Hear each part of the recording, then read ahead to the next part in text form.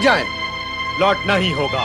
ऋषि के द्वार से कोई निराश लौटता तो नहीं, परंतु क्या करें, जैसी विधाता की इच्छा।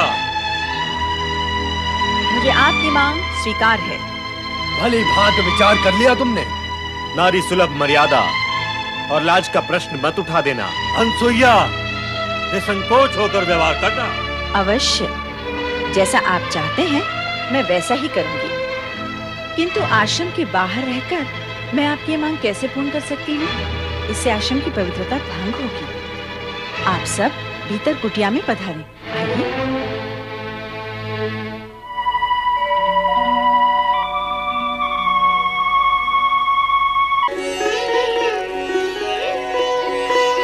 भिक्षाम दे, भिक्षाम दे, भिक्षाम दे, भिक्षाम दे, भिक्षाम दे। साधु जनों को प्रणाम। कल्याण भव। साधु महाराज, मैं अभी अभी बाहर से आई हूँ। आप कुछ समय के लिए प्रतीक्षा करें, मैं तुरंत आपके लिए फलाहार का प्रबंध करती हूँ। देवी, भिक्षा प्राप्त करने से पूर्व हम अपने नित्य नियम का पालन करेंगे। अपने नियमों के अनुसार हम उसी गृहिणी से भिक्षा ग्रहण करते हैं जो निसंकोच होकर हमें भिक्षा दे। अर्थात यही कि पर पुरुष जैसा व्यवहार न करके लाज, मर्यादा और संकोच को त्याग कर हमें भिक्षा दे। ये कैसे संभव है? विचित्र मांग है आप तीनों की। कोई भी पतिव्रता सन्नारी इस प्रकार की स्थिति के लिए कभी तैयार नहीं होगी। भला भला पर पुरुषों के सामने कोई भी स्त्री अपनी लाज और मर्यादा का त्याग कैसे कर सकती है? आप निसंकोच व्यवहार की अपेक्षा क्यों करते हैं मुझसे? लाज और मर्यादा तो नारी के आभूषण होते हैं, और आप आभूषणहीन रूप में मुझे क्यों देखना चाहते हैं? लगता है आपके मन में कोई खोट है। हमारे प्रति शंका और संदेह रखने वाले को हम अपने क्रोध की ज्वाला से तुरंत भस्म कर देते हैं। हम सच्चे तपस्वी हैं।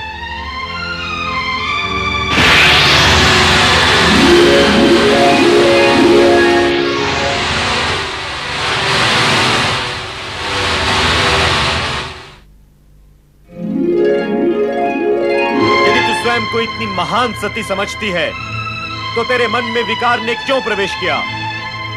और यदि तेरे मन में विकार नहीं है तो तुझे तुरंत हमारी मांग स्वीकार कर लेनी चाहिए। बुद्धि भ्रमित नारी, ये मत भूल, यदि तूने हम तीनों महात्माओं को बिना भिक्षा दिए लौटा दिया तो इसका परिणाम, विनाशकारी परिणाम तुझे जीवन भर भुगतना होगा। नहीं साधुजन, नहीं। आप रुके। क्यों रुके? क्या अपना अपमान करवाने के लिए रुके? जब हमारी मांग पूरी नहीं हो सकती तो हम क्यों रुके? किंतु साधु द्वार पर आकर लौट जाएं, ये तो उचित नहीं है। उचित अनुचित का विचार करने वाले हट नहीं क्या करते अनसुईया? और हट करने वाले गृहस्थों के यहाँ हम साधु अन्न जल ग्रहण नहीं करते, इसलिए हमारा लौट जाना ही उचित होगा। ऐसा अनर्थ ना करे साधुजन। अनर्थ से बचना चाहती हो तो हमारे शब्दों का अर्थ समझो। अर्थ समझ लेने के पश्चात उन शब्दों पर आचरण भी करो।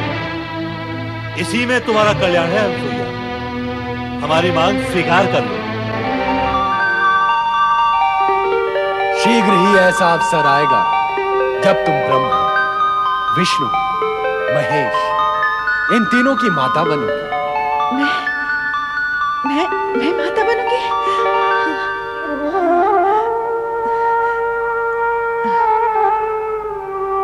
तो क्या अब हम लौट जाएं? लौटना ही होगा। ऋषि के द्वार से कोई निराश लौटता तो नहीं, परंतु क्या करें, जैसी विधाता की इच्छा। मुझे आपकी मांग स्वीकार है। भली भांति विचार कर लिया तुमने? नारी सुलभ मर्यादा और लाज का प्रश्न मत उठा देना। अनसुईया, निसंकोच होकर व्यवहार करना। अवश्य, जैसा आप चाहते हैं मैं वैसा ही करूंगी, किंतु आश्रम के बाहर रहकर मैं आपकी ये मांग कैसे पूर्ण कर सकती हूँ?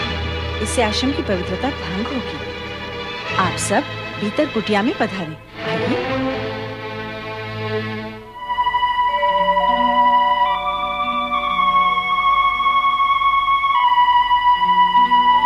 स्वामी, ये त्रिदेव मेरी परीक्षा लेकर मेरी मनोकामना पूर्ण करने आए हैं। मैं तभी इनके सामने अपनी लाज, मर्यादा और संकोच का त्याग कर सकती हूँ जब ये तीनों नवजात शिशु बनकर मुझे माता के रूप में निहारें।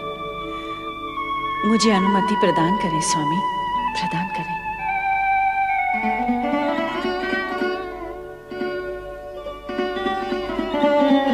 पधारें महात्मागण, अपना आसन ग्रहण करें। तत्पश्चात मैं आपके आदेश का पालन करके आपकी मांग पूर्ण करूंगी। मेरी लाज, मर्यादा और पतिव्रत धर्म की रक्षा हो।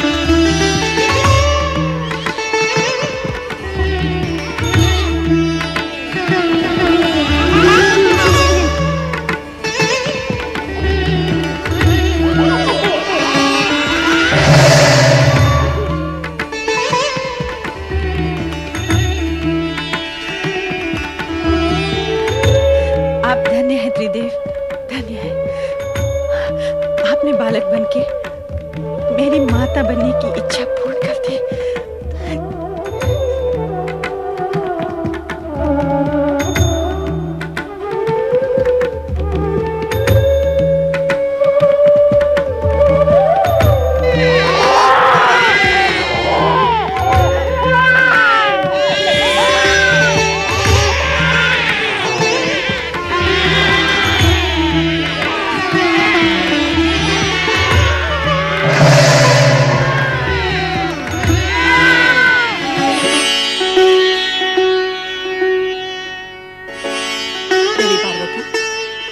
आप चिंतित लग रही हैं। हाँ देवी लक्ष्मी, विषय तो अनुसुईया के सतीत्व की परीक्षा का था, किंतु अब वह चिंता तक आ पहुंचा है। चिंता का कारण क्या है देवी?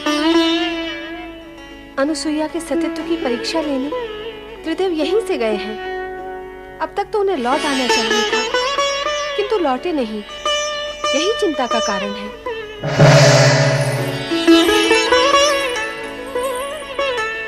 आओ देवी सरस्वती, आपका स्वागत है। स्वागत कर रही हो, किंतु उदास हो। लगता है विषय वही अनुसुईया की महान सती होने का है। ऐसा ही कुछ है। त्रिदेव भी यही मानते हैं कि वो जगत की सर्वश्रेष्ठ सती है। नहीं, सर्वश्रेष्ठ नहीं। हाँ, वो चाहे जितनी बड़ी सती हो, हमसे बड़ी सती नहीं हो सकती। हम भी यही कहती हैं। हाँ, हमारा भी यही मानना है कि वो हमसे बड़ी सती नहीं हो सकती है। नारायण नारायण। त्रिदेवियों को नारद का प्रणाम। त्रिदेवों को एक साथ प्रणाम करने का अवसर प्राय प्राप्त होता रहता है, किंतु त्रिदेवियों को एक साथ प्रणाम करने का अवसर और सौभाग्य कभी-कभी प्राप्त होता है।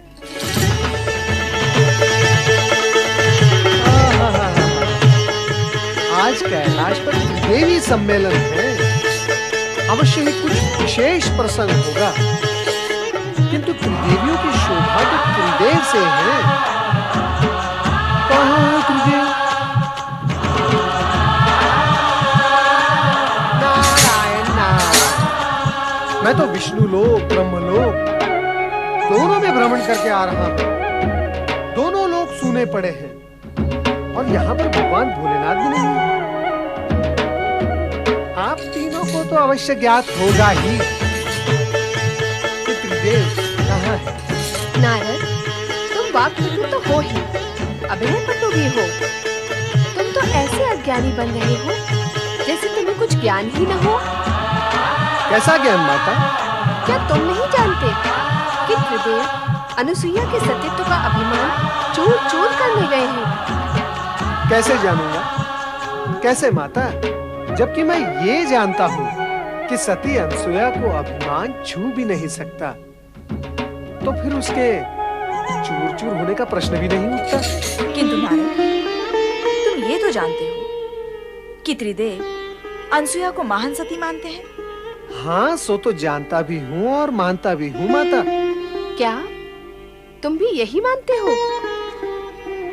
विवशता है माता, विवशता।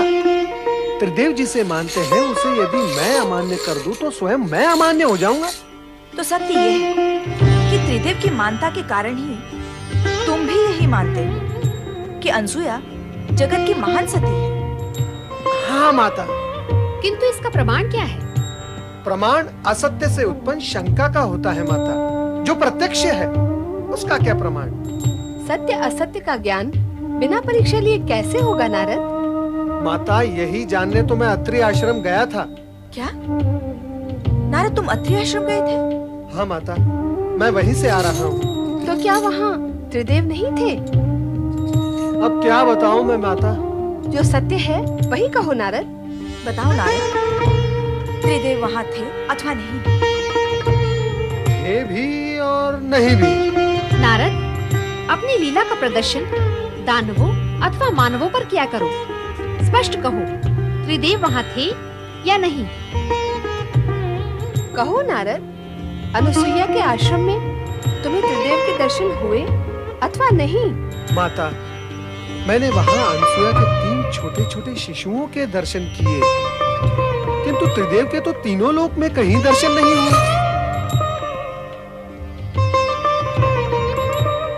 ये क्या? कहाँ गए वे तीनों? नारद, तुमने ये क्यों कहा कि त्रिदेव वहाँ थे भी और नहीं भी? नारायण नारायण। माता, मैं तो कण-कण में प्रभु के दर्शन करता हूँ। सती अनुसुईया के उन तीनों शिशुओं में भी मैंने त्रिदेव के दर्शन किए। बस इसीलिए कह दिया कि वे वहाँ थे। नारद, अपने से बड़ों के साथ ऐसा निर्बल विरोध करते हुए तुम्हें तनिक भी संकोच नहीं होता? मैंने कोई विनोद नहीं किया माता। रही बात संकोच की, सो तो भक्तों को संकोचहीन करने में त्रिदेव भी कब संकोच करते हैं। अभिप्राय क्या है तुम्हारा? कोई अनर्थकारी अभिप्राय नहीं है माता। सरल और स्पष्ट अभिप्राय है कि जब तक भक्त निसंकोच होकर त्रिदेव से वरदान नहीं मांगते, तब तक त्रिदेव भी निसंकोच होकर भक्तों को वरदान नहीं देते। तो तुम्हारा अभिप्राय है कि त्रिदेव अनुसुईया को निसंकोच होकर वरदान देने गए हैं? माता, कहा न मैंने कि मैंने त्रिदेव को तीनों लोक में कहीं नहीं देखा। तो फिर गए कहाँ? माता, आप तीनों मुझसे और मैं आप तीनों से यही प्रश्न पूछ रहा हूँ कि वे गए कहाँ? नारद, तुम जब अत्रि आश्रम गए थे तो तुमने अनुसुईया से उनके विषय में नहीं पूछा? तो क्या अनुसुईया ने 3 शिशुओं को एक साथ जन्म दिया है? हमें तो इस विषय में भी कुछ ज्ञान नहीं था कि अनुसुईया माँ बनने वाली है। पर माँ बनने वाली इतनी कठोर तपस्या कैसे कर सकती है? नारायण नारायण, कहीं ऐसा तो नहीं हुआ कि सती अनसुया की परीक्षा लेने गए त्रिदेव को स्वयं परीक्षा देनी पड़ गई हो? नारायण नारायण, अर्थात पृथ्वीलोक की भाषा में उन्हें कहीं लेने के देने पड़ गए हो।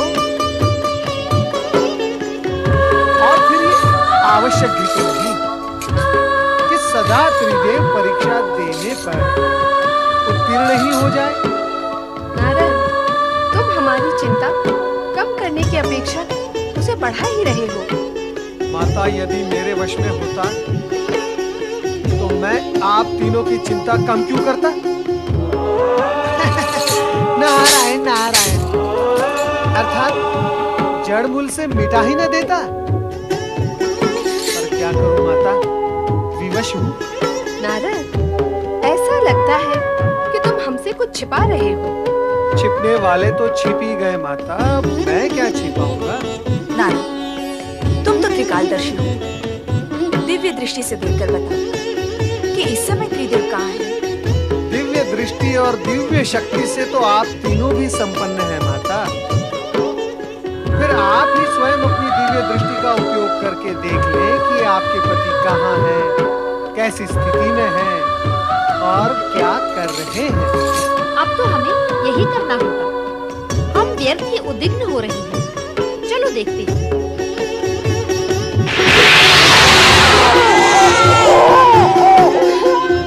क्या तुम दोनों ने वही देखा जो मैंने देखा? यही प्रश्न मैं करने वाली थी। यही प्रश्न आप दोनों से मैं भी कर रही थी।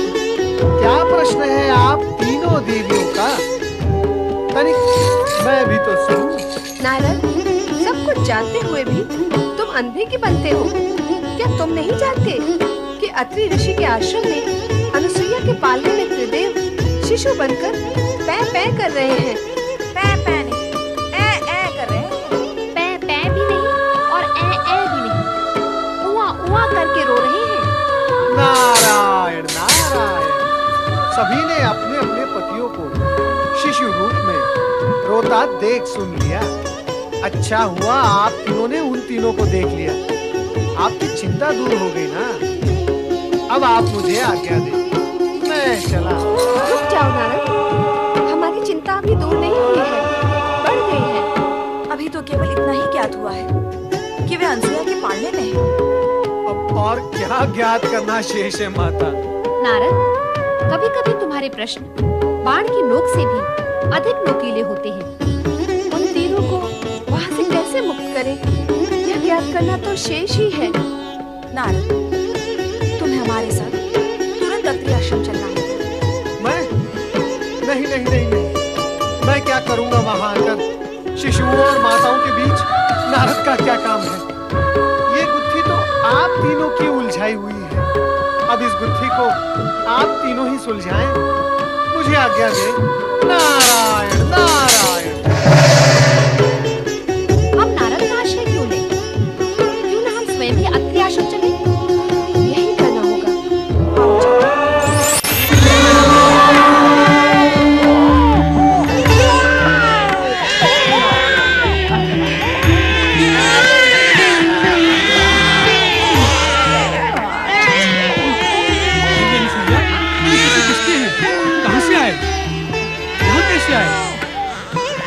मेरी तपस्या फलित हो गई स्वामी। ये तीनों हमारे पुत्र हैं।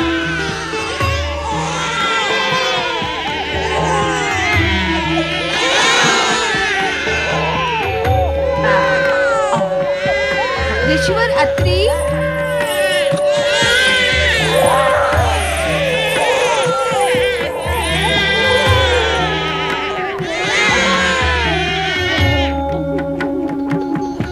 स्वामी आप इस दशा में?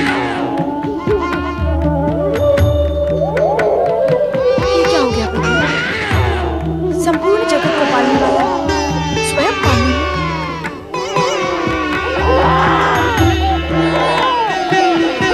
ये कैसे हुआ ब्रह्म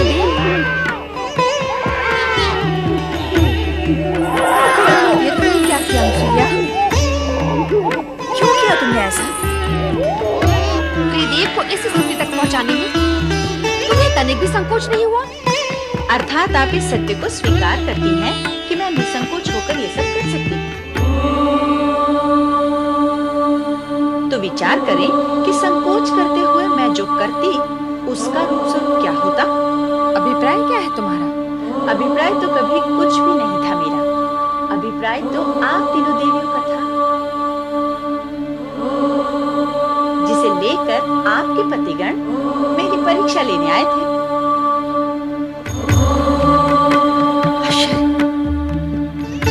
अनसुया ने त्रिदेव को शिशु बनाकर पालने में कैसे सुला दिया? उससे भी बड़ा आश्चर्य तो ये है कि त्रिदेव शिशु बन कैसे गए? वे स्वयं शिशु बनना चाहते थे, ऐसी ही उनकी मांग थी। मैंने तो मात्र उनकी मांग को उनकी आज्ञा समझकर पूर्ण किया है।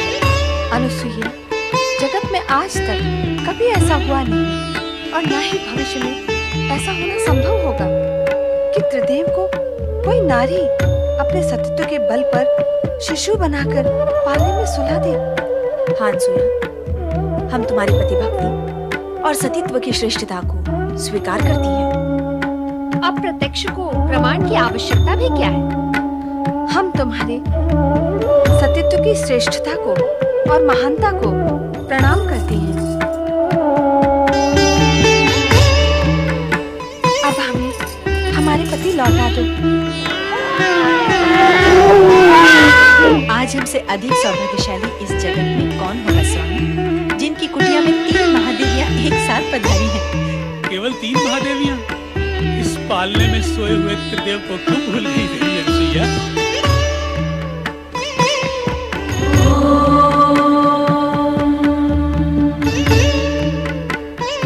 ऋषिवर, कृपा कर अनुसुईया से कहें कि वे त्रिदेव को उनके मूल रूप में प्रकट करें। क्या त्रिदेव स्वयं ऐसा नहीं कर सकते? नहीं, अनसुया की सतीत्व की शक्ति ने उन्हें शिशु बनाया है। अब वही शक्ति उन्हें मूल रूप दे सकती है। त्रिदेव कभी भी अपने भक्तों की शक्ति के विरुद्ध अपनी शक्ति का उपयोग करके उनको अपमानित नहीं करते, कारण कि भक्तों के पास भी त्रिदेव की ही शक्ति होती है। यदि त्रिदेव को अपनी शक्ति का प्रयोग करना ही होता तो वे शिशु बनते ही क्यों?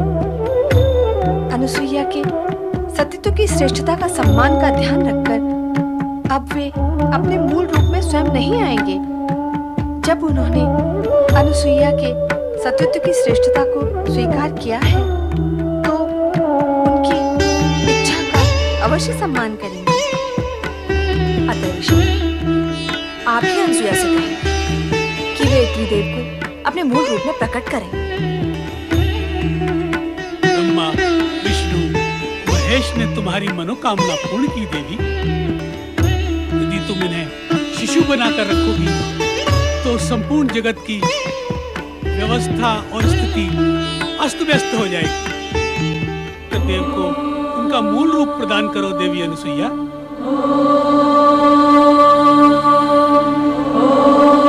आपकी आज्ञा शिरोधार्य स्वामी।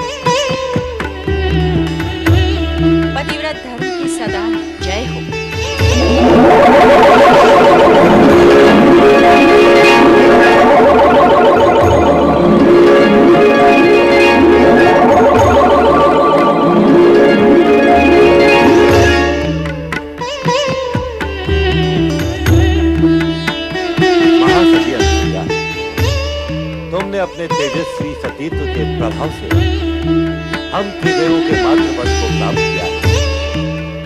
हम तुम्हें माता के रूप में प्रणाम करते हैं।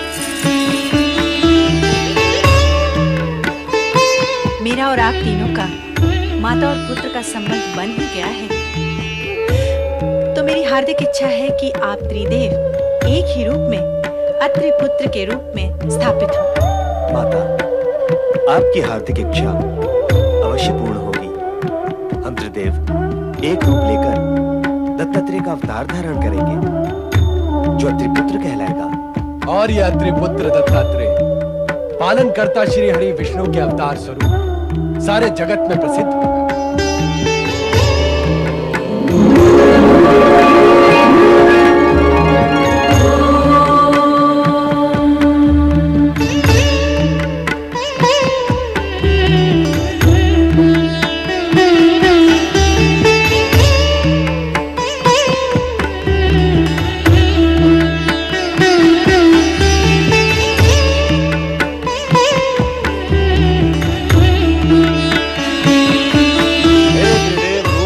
दत्तात्रेय, आप हम त्रिदेवों की सम्मिलित शक्ति के धारक होते हुए सौम्य, शालीन, परोपकारी एवं शांत प्रकृति के हैं। और भगवान दत्तात्रेय एवं विष्णु अवतार के रूप में आपकी कीर्ति दिग दिगंत तक व्याप्त रहेगी।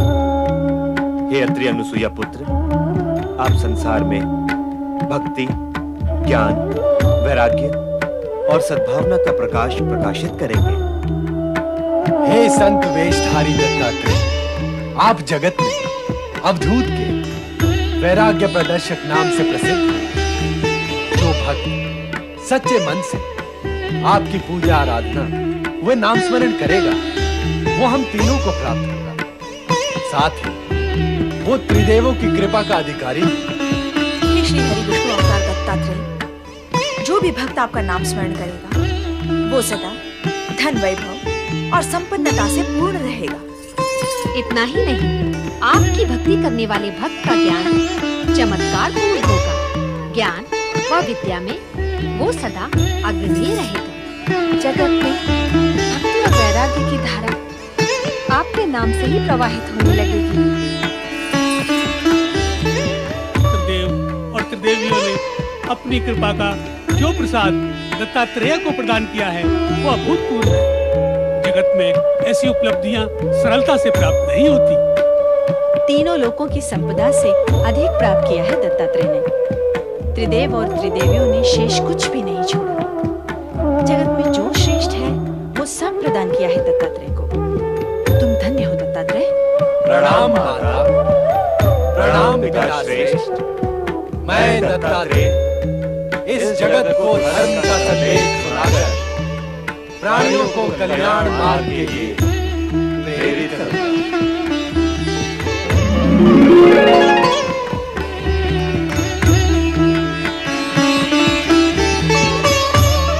माता, आप उदास न हो। हमने ही स्वप्न में आकर आपको पुत्र प्राप्ति के लिए तपस्या का उपाय सुझाया था।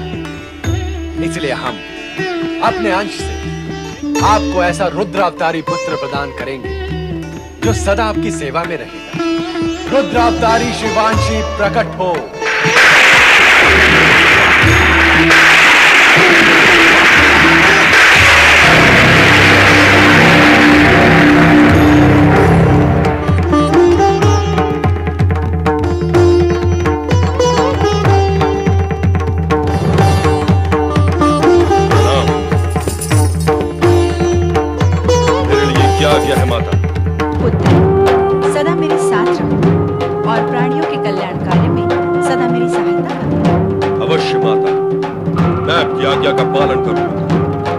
साथ ही साथ कुछ दुष्कर्मियों को दंड भी अवश्य दूंगा माता, जो नीति, नियम और धर्म का पालन नहीं करेंगे और हमारे सम्मान को ठेस पहुंचाएंगे।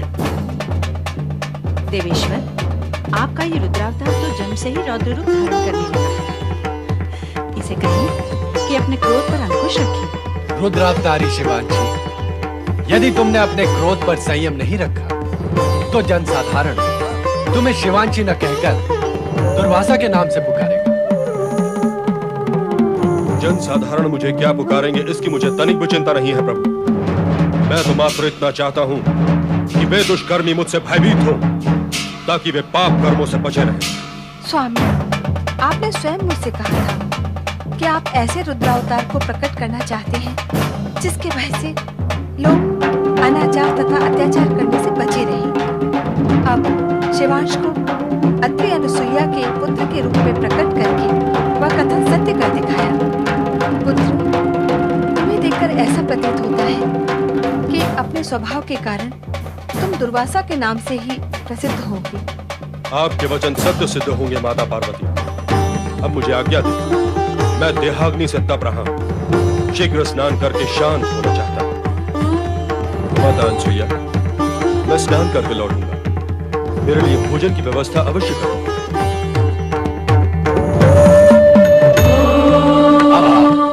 हमें आज्ञा दीजिए।